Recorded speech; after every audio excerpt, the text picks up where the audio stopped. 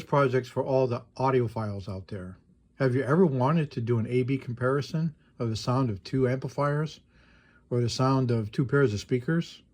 I know I have, having previously worked on developing a number of audio products. A very useful tool for accomplishing this is an A-B switch. An A-B switch that can be remotely controlled is even better, and one in which the audio can almost be switched instantly. In this design, I use a Radio Shack remote control video source switcher, model 15-1968. There are others available also. The video source switcher has an internal RF switch module that is switched by an infrared remote control receiver. This design taps off the infrared receiver control output to drive a set of analog signal relays. These relays can switch audio signals to or from a stereo amplifier or speakers.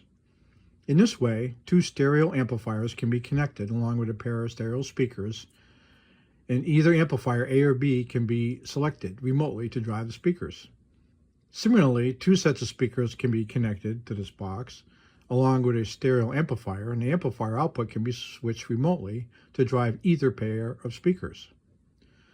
The RF video switch is removed from the Radio Shack unit, and the DC control signal from the main circuit board is buffered by a transistor to drive the relays.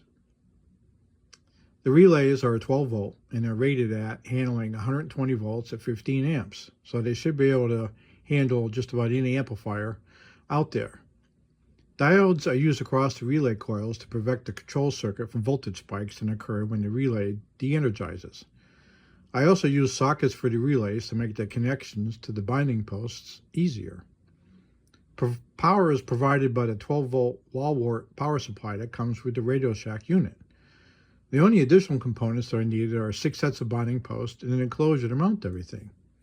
The Radio Shack video source switcher is still readily available on eBay. I'm sure there might be others out there, but the nice thing about this switcher is that it has a display. So it tells you when either the A input or the B input has been selected, which is kind of cool.